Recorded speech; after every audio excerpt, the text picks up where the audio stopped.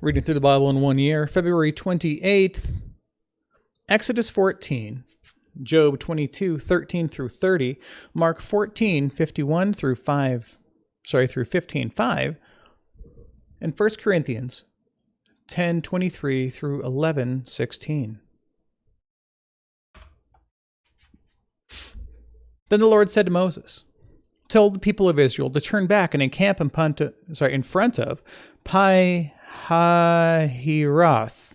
I'm going to get this wrong every time. Warning you now. This is just a thing that's going to happen. Between Migdol and the sea, in front of Baal Zephon. You shall encamp facing it by the sea, for Pharaoh will say of the people of Israel, "They are wandering in the land. The wilderness has shut them in. And I will harden Pharaoh's heart, and he will pursue them. And I will get glory over Pharaoh and all his host. And the Egyptians shall know that I am the Lord." And they did so. When the king of Egypt was told that the people had fled, the mind of Pharaoh and his servants was changed toward the people. And they said, "What is this that we have done, that we have let Israel go from serving us?" So he made his chariot ready and took his army with him, and took 600 chosen chariots and all the other chariots of Egypt, with officers over all of them. And the Lord hardened the heart of Pharaoh, king of Egypt, and he pursued the people of Israel, while the people of Israel were going out defiantly. The Egyptians pursued them, all Pharaoh's horses and chariots and his horsemen and his army, and he overtook them, them encamped by the sea, by Pi Hahiroth, in front of Baal Zephon. When Pharaoh drew near, the people of Israel lifted up their eyes, and behold, the Egyptians were marching after them, and they feared greatly. And the people of Israel cried out to the Lord. They said to Moses, "It is because there are no graves in Egypt that you have taken us away to die in the wilderness?" Or is it because? What you have done to us in bringing us, what have you done? I'm reading the wrong tense in this whole thing. So what have you done to us in bringing us out of Egypt? Is this not what we said to you in Egypt? Leave us alone that we may serve the Egyptians. For it would have been better for us to serve the Egyptians than to die in the wilderness. And Moses said to the people, "Fear not, stand firm, and see the salvation of the Lord, which he will work for you today. For the Egyptians whom you see today, you will never see again. The Lord will fight for you. You only have to be silent." In other words, let God be God and handle this. The Lord said to Moses, "Why do you cry out to me? Tell the people of Israel to go forward. Lift up your staff and stretch out your hand over the sea and divide it, that the people of Israel may go through the sea on dry ground. And I will harden the hearts of the Egyptians so that they will go in after them. And I will get glory over Pharaoh and over all his hosts, his chariots and his horsemen. And the Egyptians shall know that I am the Lord when I have gotten glory over Pharaoh, his chariots and his horsemen." Then the angel of God who was going before the host of Israel moved and went behind them. And the pillar of cloud moved before them and stood behind them. So basically giving them a barrier to separate the people from the vast and quickly approaching army.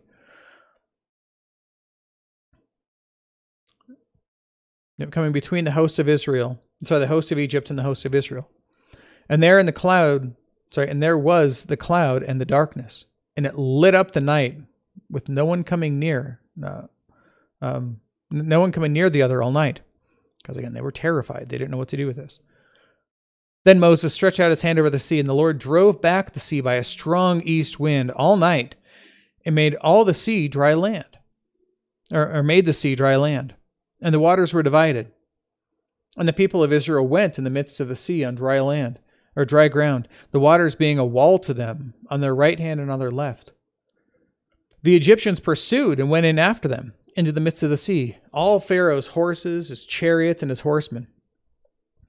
And in the morning watch, the Lord in the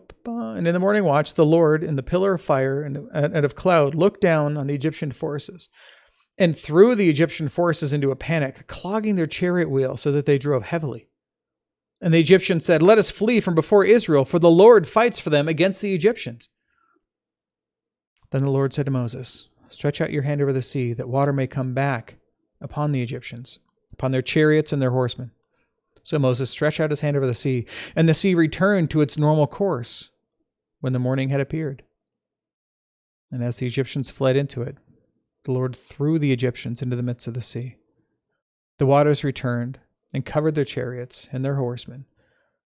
Of all the host of Pharaoh that had followed them into the sea, not one of them remained.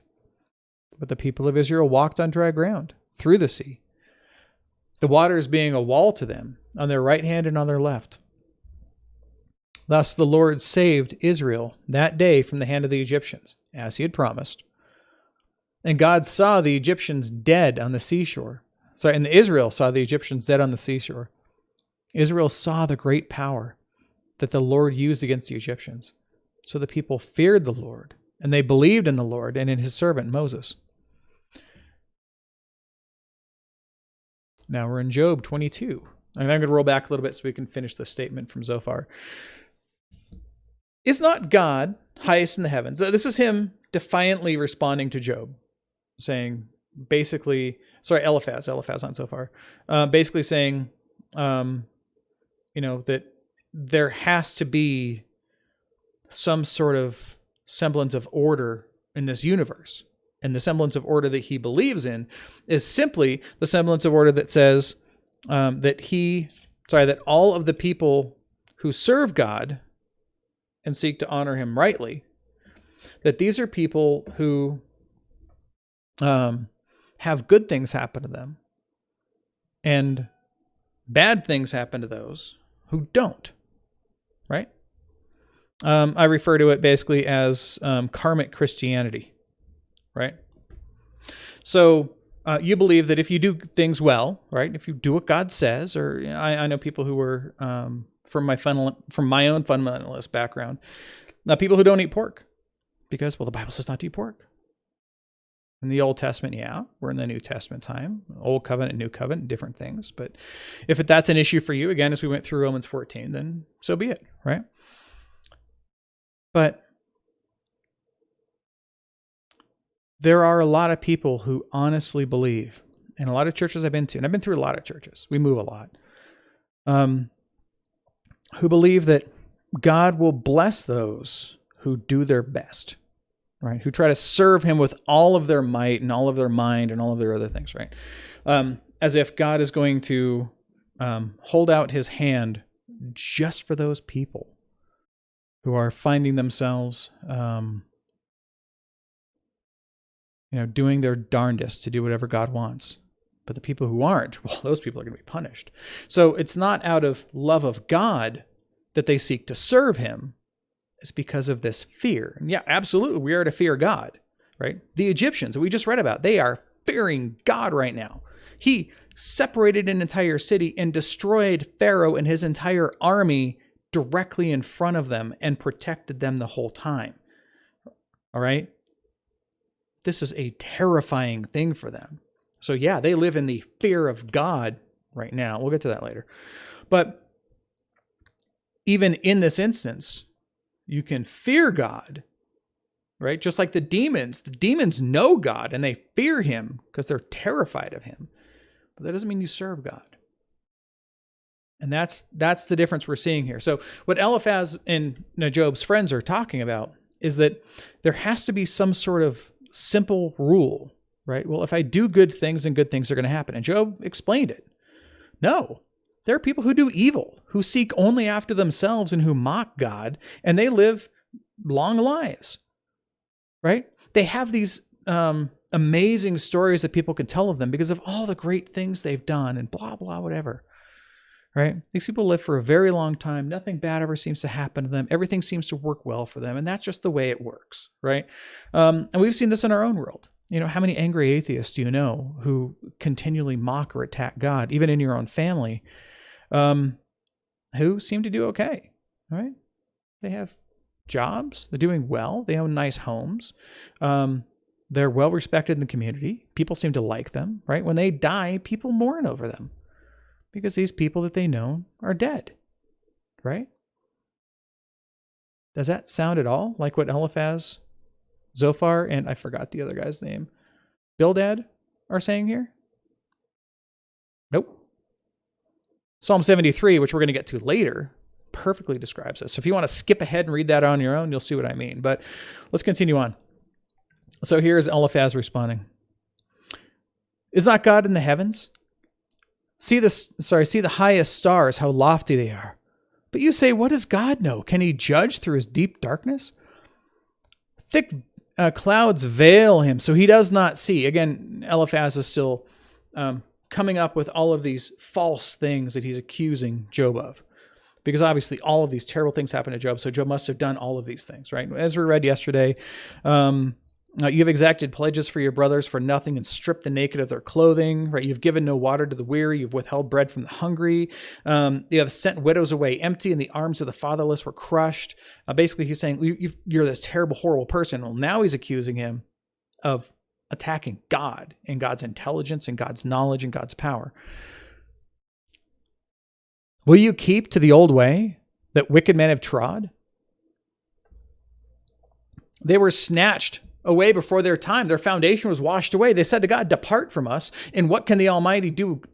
What can the Almighty do to us? Yet he filled their houses with good things. This is him quoting what Job just said, right? But the counsel of the wicked is far from me. The righteous see it and are glad. The innocent one mocks at them, saying, surely your adversaries are cut off. What they left, the fire has consumed. You say, no, all of these horrible things happen to them. Nothing good ever happens to somebody who mocks God. It's not true. On this earth, God allows good things to happen to them because this is all the good they're ever going to endure. All right, so now he kind of comes in for a landing. All right, he tells Job, basically, you have to just agree with God that you are wrong, that he is right, that you're a sinner. You may not even think you're a sinner, but you're just too blind to see it because of all of these deep sins you're engaged in, which again, he's not. They're making this stuff up. Right, but he says, agree with God and be at peace. Thereby good will come upon you. So if you do good, then God's going to restore you, right? Receive instruction from his mouth and lay up his words at your heart. For if you return to the Almighty, you will be built up. You will remove injustice. So if you remove injustice from far from your tents, if you lay gold in the dust and gold of Ophir among the stones of the torrent bed, then the Almighty will be your gold and your precious silver. For then you will delight yourself in the Almighty and lift up your face to God.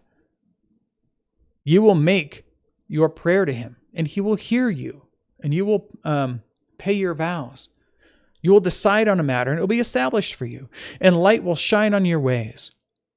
For when they are humbled, you say, it is because of pride, but he saves the lowly. Or when they are humbled, you say, because of pride, but he saves the lowly. He delivers even the one who is not innocent, who will be delivered through the cleanness of your hands. Basically saying, look, just repent, do this thing, and God will give you great things. But he's continuing on saying, look, I haven't sinned, which we're going to hear Job go into tomorrow. Love this book. I know most people don't like reading through Job, but I mean, seriously, it's a great book. All right. So here we are back in Mark 14:51 through 5:15. And a young man followed him with nothing but a linen cloth about his body, and they seized him, but he left the linen cloth and ran away naked.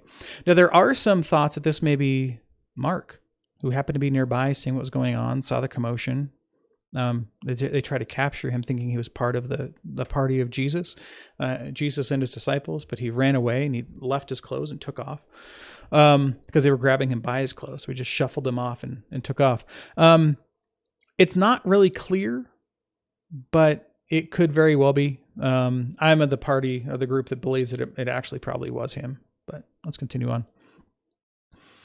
And they led Jesus to the high priest. And all the chief priests and all the elders and scribes came together. And Peter had followed him at a distance, right to the courtyard of the high priest. And he was sitting with the guards, and warming himself at the fire. Now the chief priests and the whole council were seeking testimony against Jesus to put him to death, but they found none. For many bore false witness against him, but their testimony did not agree. There we go. And some stood up and bore false witness against him, saying, we heard him say, I will destroy this temple that is made with hands, and in 3 days I will build another not made with hands. Yet even about this, their testimony did not agree, which is mostly true. And the high priest stood up in the midst and asked Jesus, "Have you no answer to make? What is it that these men testify against you?" But he remained silent and made no answer. Again, the high priest asked him, "Are you the Christ, the Son of the Blessed?" And Jesus said, "I am." People say that Jesus never says that he's God. Right here. "And you will see the Son of Man seated at the right hand of power and coming with the clouds of heaven." And the high priest tore his garments and said, "What further witnesses do we need? You have heard his blasphemy. What is your decision?" And they all condemned him as deserving death. And some began to spit on him and to cover his face and to strike him, saying to him, "Prophesy." And the guards received him with blows. Basically mean that they took him and beat him. And as Peter was below in the courtyard, one of the servants' girls of the high priest came. And seeing Peter warming himself, she looked at him and said, "You also were with the Nazarene, Jesus." But he denied it, saying, "I neither know nor understand what you mean." And he went away into the gateway, and the rooster crowed. And the servant girl saw him, began to say to the other bystanders, this man was one of them. But again, he denied it. And after a little while, the bystanders again said to Peter, "Certainly you're one of them, for you are Galilean," because of his accent. But he began to invoke a curse on himself and to swear, "I do not know this man of whom you speak." And immediately the rooster crowed a second time. Peter remembered how Jesus had said to him, "Before the rooster crows twice, you will deny me 3 times. And he broke down and wept. And as soon as it was the morning, the chief priests held a consultation with the elders and scribes and the whole council. And they bound Jesus and led him away and delivered him over to Pilate. And Pilate asked him, "Are you the king of the Jews?" And he answered him, "You have said so," which means yes, or you know it to be true. And the chief priests accused him of many things. And Pilate again asked him, "Have you no answer to make? See how many charges they bring against you?" But Jesus made no further answer. So that Pilate was amazed, because most people in this case would try to get their way out of it. Okay. So now 1 Corinthians 10, 23 through 11:16. So again, here he is quoting them back to themselves, right? All things are lawful, but not all things are helpful. All things are lawful, but not all things build up. Let no one seek his own good, but the good of his neighbor. Eat whatever is sold in the meat market without raising any question on the ground of conscience. For the earth is the Lord and the fullness thereof. God owns everything. So if you sacrifice something to some demon, does that make it somehow evil? No. It's only evil if you think it's evil. If one of the unbelievers invites you to dinner, you are disposed to go. And you are disposed to go. Eat whatever is set before you without raising any question on the ground of conscience. But if someone says to you, "This has been offered in sacrifice," then don't eat it, for the sake of the one who informed you and for the sake of conscience. I do not mean for your conscience, but his. Because obviously if he's telling you, then there's some reason that he's like, "Oh, wait, this was sacrificed to an idol." So he's seeing that and assuming that there's some sort of extra power being given to it there. For why should my liberty, why should my freedom be determined by someone else's conscience? If I partake with thankfulness, why am I denounced because of that, for which I give thanks? So whether you eat or drink, or whatever you do all to the glory of God. Give no offense to Jews or Greeks or to the church of God, just as I try to please everyone in everything I do, not seeking my own advantage, but that of many, that they may be saved. Be imitators of me as I am of Christ. Now, I commend you because you remember me in everything and maintain the traditions, even as I delivered them to you. But I want you to understand that the head of every man is Christ, and the head of a wife is her husband. And the head of Christ is God. Every man who prays or prophesies with his head covers dishonors his head. But every wife who prays or prophesies with her head uncovered dishonors her head. Since it is the same as if her head were shaven. For if a wife will not cover her head, then she should cut her hair short. There's a lot of notes on this right here that talk about the head being covered and dishonors his head. I strongly recommend reading through these. Just pause the video as I go through this. I would go into more detail on this, but I'm kind of super busy today. So I'm going to try to get all the stuff done. and hopefully do another reading today so that I can get some work done tomorrow. But that'll be uploaded for you to so you can have access to it tomorrow. Anyway, all of that said, for the head covering stuff, absolutely pause it and read the notes on this. Again, this is the Reformed Study Bible notes. These are the ESV Study Bible notes. Strongly recommend. Okay. For if a wife will not cover her head, then she should at least cut her hair short. But it is disgraceful for a wife to cut off her hair or shave her head. Let her cover her head. For a man ought not to cover his head, since he is the image and glory of God. But the woman is glory of a man. Is glory of man. For man was not made from woman, but woman was made from man. Neither was man created for woman, but woman was created for man as a helper, right? I like the term as our helpmeet. That is why a wife ought to have a symbol of authority on her head because of the angels. Nevertheless, in the Lord, woman is not independent of man, nor man of woman. For as woman was made from man, so now man is born of woman. And all things are from God. Judge for yourselves. Is it proper for a wife to pray to God with her head uncovered? Does not nature itself teach you that if a man wears long hair, it is a disgrace for him? But if a woman has long hair, it is her glory, for her hair is given to her for a covering. If any was inclined to be contentious, we have no such practice, nor do the churches of God. I'm going to roll up here a little bit more so you can finish all the readings on this. And I'm going to roll back through here. So again, if you see a section here you want to go over, you can just go back and read that and pause on it.